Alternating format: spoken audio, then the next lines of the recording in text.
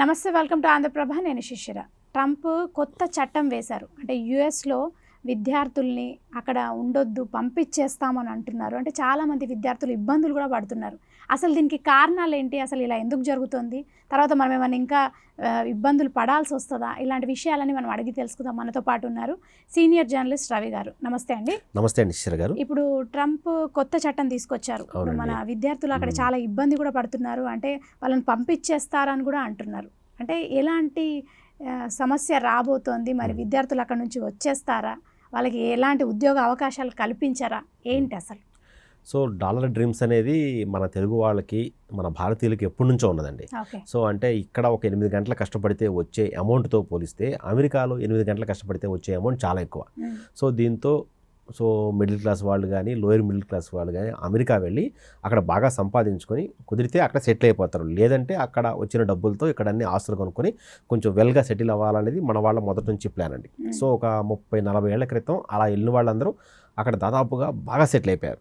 So అక్కడ చూసిన తర్వాత ఈ సాఫ్ట్వేర్ డెవలప్మెంట్ ప్లస్ గ్లోబలైజేషన్ తర్వాత మన వాళ్ళు అక్కడికి వెళ్ళి అక్కడ సంస్థల్లో చాలా కీలకంగా మారటం మొదలైంది. సో అక్కడ వెళ్ళిన వాళ్ళందరికీ ఉద్యోగాలు రావు, కొంతమందికే వస్తాయి. అయినా కూడా మన విద్యార్థులు అక్కడికి వెళ్తున్నారు. ఎందుకంటే అక్కడికి వెళ్ళిన తర్వాత మన వాళ్ళు చదువుకుని ఇక్కడ ఎంఎస్ కోసం H1B వీసా తీసుకుంటారన్నమాట. అంటే దాని అర్థం ఏంటంటే ఇక్కడ నుంచి అమెరికా వెళ్ళి అమెరికాలో 2 ఏళ్ల పాటు చదువుకోవచ్చు. చదువుకునేటప్పుడు ఎక్కడైతే యూనివర్సిటీలో చదువుతున్నారో ఆ యూనివర్సిటీలో ఉన్న పార్ట్ టైం ఉద్యోగాలు చేయొచ్చు. సో పార్ట్ టైం ఉద్యోగాలకి చదువుకున్నప్పుడు అయితే వారానికి 20 గంటలు చేయాలి. చదువుకోకుండా సెలవులు ఇస్తారు కదండి, సెలవులు ఇచ్చిన టైంలో వారానికి 40 గంటలు చేసుకోవచ్చు. సో దాని ద్వారా వచ్చే డబ్బులతో మనం పాకెట్ మనీ కింద లేదా రెంట్ కింద మన అవసరాల కోసం తీర్చుకోవచ్చు అనేది అది ఆ లెక్క ప్రకారమే ఉంది, H1B వీసా ప్రకారం ఉంది. అయితే మన వాళ్ళు ఏం చేస్తారు, అక్కడికి వెళ్ళిన తర్వాత యూనివర్సిటీలో ఉద్యోగాలంటే వందలు లక్షల్లో ఉండవు కదండి, అయితే 10 ఉంటాయి 15 ఉంటాయి. మరి అలా వెళ్ళి ప్రతి ఒక్కరికి ఆ ఉద్యోగం రావాలంటే కష్టం కదా. అప్పుడు ఏం చేస్తారంటే మన వాళ్ళు ఆ యూనివర్సిటీలో ఉద్యోగాలు చేయకుండా బయట పెట్రోల్ బంకుల్లో లేకపోతే ఈ బేకరీల్లో, హోటల్స్లో వీటిల్లో పనిచేస్తారు.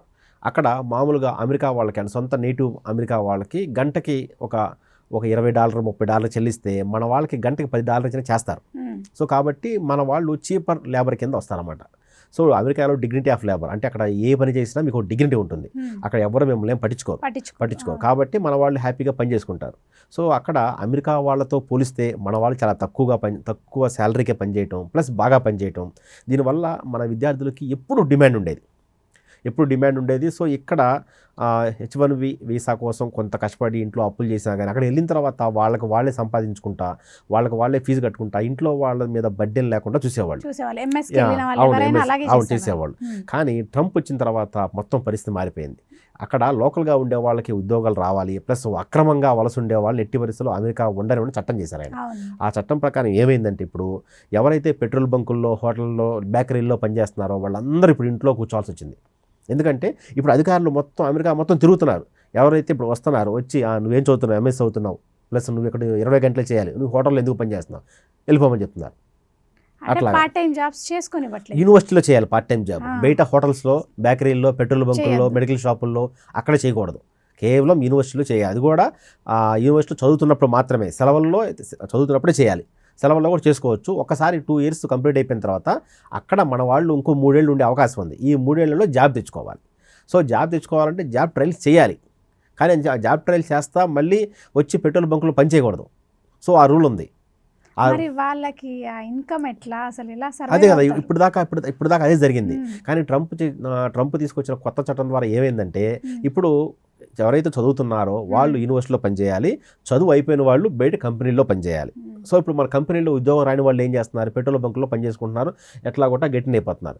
కానీ ట్రంప్ తీసుకొచ్చిన కొత్త చట్టం ప్రకారం ఇప్పుడు మన వాళ్ళు ఎవరన్నా ఒక పెట్రోల్ బంకులో పనిచేస్తే అతను పాస్పోర్ట్ తీసుకుని నీ చదువు అయిపోయింది, నువ్వు లెక్క ప్రకారం పనిచేయకూడదు కాబట్టి ఇండియా డిపోర్ట్ చేస్తున్నారు. సో ఇప్పుడు వాళ్ళు ఏం చేయాలి అక్కడ, అప్పుడు పెట్రోల్ బంకులో పనిచేయకుండా కేవలం ఇంట్లోనే కూర్చోవాలి. ఇంట్లోనే కూర్చుంటే మరి పోషణ ఎలాగా? సో దీంతో ఏమైందంటే గత 2 వారాల నుంచి ట్రంప్ వచ్చిన దగ్గర నుంచి ఇండియా నుంచి డబ్బులు పంపించమని పేరెంట్స్కి ఫోన్లు వస్తున్నాయి అంట. ఎందుకంటే ఇప్పుడు మేము పని చేయలేకపోతున్నాం, మమ్మల్ని పని చేయనివ్వట్లేదు, పని చేసాము అడ్డంగా దొరికామంటే వెనక్కి పంపించేస్తారు. మరి ఎలా ఇప్పుడు? దాంతో మన విద్యార్థులు అటు జాబ్కి వెళ్ళాలి తెలియక, ప్లస్ ఇంట్లో ఉండాలి తెలియక, రేపొద్దున మళ్ళీ జాబ్ వస్తుందో తెలియక చాలా ఇబ్బందులు పడుతున్నాయి.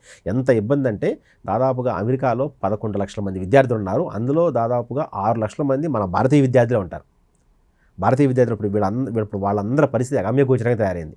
సో ఇప్పుడు అక్కడ ఉండాలా, వెళ్ళిపోతే ఎలాగా? ఇప్పుడు మరి ఇంటి దగ్గర చేసిన అప్పు తీరట్లేదు, అక్కడ మరి ఇక్కడ చిన్న చిన్న చేసి అక్కడ వరకు ఉన్నారు, మరి ఇన్నాళ్ళు ఉన్నదంతా వేస్ట్ అయిపోతుంది. దాంతో అటు ఏం చేయాలో తెలియట్లేదు, దీనికి సొల్యూషన్ లేదు. అంటే దీనికి సొల్యూషన్ ఏంటి? ఇప్పుడు మన పేరెంట్స్ ప్రస్తుతం అయితే మాత్రం అక్కడ కొత్త చట్టం అమల్లోకి వచ్చింది కాబట్టి మనం దాన్ని ఖచ్చితంగా ఒబే చేయాల్సిందే, అంటే మనం పాటించాల్సిందే. అయితే ఇక్కడ కొంచెం బెనిఫిట్ అంటే అది వెంటనే ఉండకపోవచ్చు, ఒక 3-4 నెలల తర్వాత స్టార్ట్ అవ్వచ్చు. ఫర్ ఎగ్జాంపుల్ ఒక బేకరీలో 10 మంది ఎంప్లాయీస్ ఉంటే 10 మంది ఎంప్లాయీస్లో 7 మన భారతీయులు ఉన్నారు, మన భారతీయ విద్యార్థులు ఉన్నారు.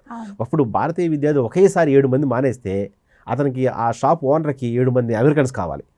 సో 7 మంది అమెరికన్స్ వీళ్ళు ఇచ్చే శాలరీకి రారు. మన వాళ్ళు గంటకి $8 $10 ఇచ్చినా పని చేస్తారు, వాళ్ళు $20 ఏమంది పని చేయరు. అక్కడ తెలుసుగా రేట్లు ఎక్కువ, పని చేయరు. ఇప్పుడు ఏంటంటే అక్కడ స్కేసిటీ ఆఫ్ లేబర్, అంటే ఇప్పుడు ఈ పని వాళ్ళు దొరక చాలా ఇబ్బంది పడతారు. అప్పుడు ఏమవుద్ది, వాళ్ళ ఎకానమీ మీద దాని ఎఫెక్ట్ అవుద్ది. ఈ ఎఫెక్ట్ తెలియడానికి దాదాపు 6 నెలలు పట్టచ్చు. ఈ లోపుగా నాకు తెలిసి ఈ చట్టం గురించి ట్రంప్ కూడా అక్కడ ఉన్న అధికారులు వాడు చెప్తారు, కొంచెం లిబరలైజ్ చేస్తే బాగుంటుందేమో అని. అప్పుడు ఆ సిస్టమ్ వచ్చినప్పుడు కొంచెం దాన్ని లిబరలైజ్ చేస్తారు. అంటే ట్రంప్ తీసుకొచ్చిన ఆ చట్టం ఉద్దేశం ఏంటంటే ఈ మెక్సికన్లు, ఈ లాటిన్ అమెరికన్ కంట్రీస్ నుంచి ఎక్కువగా వలస వచ్చి అక్కడే ఉండిపోతున్నారు వాళ్ళు, మెక్సికో నుంచి వీళ్ళందరూ. సో వాళ్ళందరూ ఉండిపోవడం పక్కన పెడితే వాళ్ళ ద్వారా అమెరికాకి డ్రగ్స్ సరఫరా అవుతున్నాయి. సో మన వాళ్ళు అలా చేయరు అన్నమాట. సో వాళ్ళని కంట్రోల్ చేయడం కోసం ట్రంప్ ఈ వలస చట్టం తీసుకొచ్చాడు. అయితే ఏంటంటే ప్రస్తుతానికైతే ఇది ఎఫెక్ట్ వాళ్ళకన్నా మన మీద ఎక్కువ పడుతుంది, మన విద్యార్థుల మీద.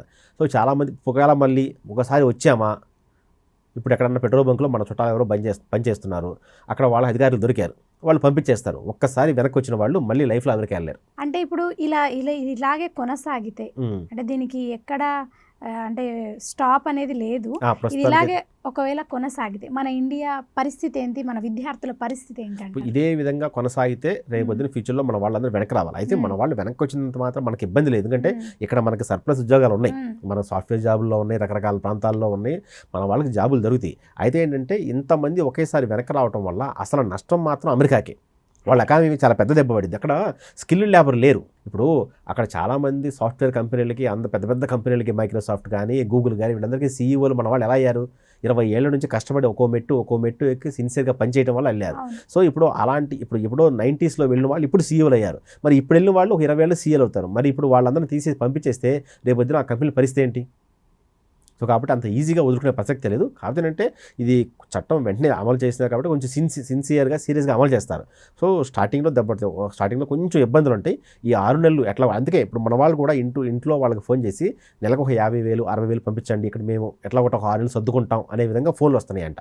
సో ఈ 6 నెలలు మన వాళ్ళు ఎట్లా ఒక సస్టైన్ అవ్వగలిగితే 6 నెలల తర్వాత పరిస్థితుల్లో మార్పు రావచ్చు. ఏదన్నా కొంచెం ఇంప్లిమెంటేషన్లో మార్పు రావచ్చు, కొంచెం సవరణలు ఉండొచ్చు. సో దానివల్ల మన వాళ్ళకి ముందు ఈలోపు ఉద్యోగాలు వచ్చే వాళ్ళు కొంతమంది ఉంటారు, కొంతమంది డిపెండెంట్గా వేరే వాళ్ళ ఇంట్లో ఉండొచ్చు. వాళ్ళు ఫర్ ఎగ్జాంపుల్ ఒకరు సెటిల్ అయ్యారు, వాళ్ళకి పర్మనెంట్ వీసా ఉంది, వాళ్ళ ఇంట్లో కొన్నాళ్ళు స్టే చేయొచ్చు, ఎందుకంటే వాళ్ళు చూసుకుంటారు. అలా కొంతమంది చేస్తున్నారు కూడా. సో అప్పటికి ఒక సంవత్సరం తర్వాత కూడా మార్పులు రాకపోతే ఇంకా మన వాళ్ళు తిరిగి రావాల్సి వస్తుంది. నాకు తెలిసి పరిస్థితి అయితే అంతవరకు రాకపోవచ్చండి. అంటే ఒకవేళ మన వాళ్ళు అక్కడికి వెళ్ళి చదవకపోతే వాళ్ళకే నష్టం అంటారు. అంటే ఎంఎస్ మన వాళ్ళు వెళ్ళి అక్కడ ఎంఎస్ చేయడానికి మన వాళ్ళు వెళ్ళే ఉద్దేశం ఎంఎస్ చేయడం అనేది ఒకటే కాదండి. ఎంఎస్ చేయడంతో పాటు అక్కడ సెటిల్ అవ్వడం కోసం వెళ్తారు, అంతే తప్ప ఎంఎస్ ప్రపంచంలో వేరే కంట్రీస్తో పోలిస్తే, ఇప్పుడు మన కంట్రీస్తో పోలిస్తే అక్కడ ఎంఎస్ అద్భుతంగా ఏమి ఉండదు, మామూలుగానే ఉంటుంది. అయితే ఏంటంటే అక్కడికి వెళ్ళిన తర్వాత జాబ్ ఆపర్చునిటీ ఎక్కువ ఉంటాయి. ఇక్కడ మనం చెప్పా కదా, ఇక్కడ పర్ మంత్ ఒక బీటెక్ తర్వాత ఎంఎస్ చేసే ఒక అబ్బాయి పర్ మంత్ ఇక్కడ 30,000 సంపాదిస్తే అక్కడ 3 లక్షలు సంపాదిస్తాడు. అక్కడికి వెళ్తారు. సో కాబట్టి అక్కడ ఆపర్చునిటీస్ ఎక్కువ ఉంటాయి. సో శాలరీ ఎక్కువ, హైక్లు ఎక్కువ, ప్లస్ కాస్ట్ ఆఫ్ లివింగ్ చాలా బాగుంటుంది. ప్లస్ ఈ మామూలుగా ఇప్పుడు ఈ లివింగ్ కానీ స్టాండర్డ్స్ ఆఫ్ లివింగ్ చాలా ఎక్కువ. సో మెడికల్ కూడా చాలా అడ్వాన్స్గా ఉంటుంది. సో ఇన్ని ఫెసిలిటీస్ ఉన్నాయి కాబట్టి మన వాళ్ళు అక్కడికి వెళ్తారు. సో అవన్నీ ఇప్పుడు ఇండియాలో ఉన్నాయి కాబట్టి కొంతమంది అన్నా సరే వెళ్ళిపోదామని వెనక్కి రావచ్చు, కానీ చాలామంది మాత్రం అక్కడే ఉండి సెటిల్ అవ్వని ట్రై చేస్తున్నారు. సో చూద్దాం మరి రాబోయే రోజుల్లో ట్రంప్ అయినా కొంచెం మనసు మార్చుకొని ఏమన్నా తన నిర్ణయం మార్చుకుంటే చూడాలి. మరి అంటే ఇప్పుడు అక్కడ సెటిల్ అయిన వాళ్ళకైతే ఏం ప్రాబ్లం, వాళ్ళకి ఏం ప్రాబ్లం లేదు. ఇప్పుడు వెళ్ళే విద్యార్థులకి ఎవరైతే H1B మీద వెళ్ళి అక్కడ ఉండి చదువుకుంటూ జాబ్ చేస్తారు పార్ట్ టైం, వాళ్ళకి ఇబ్బంది, వాళ్ళకి మాత్రం ఇబ్బంది. సో పర్మనెంట్ వీసా వచ్చిన వాళ్ళని ఎవరు ఏం చేయలేరు, జాబ్ చేసే వాళ్ళకి ఏ ఇబ్బంది లేదు వాళ్ళకి. ఓకే అండి, థ్యాంక్ యూ.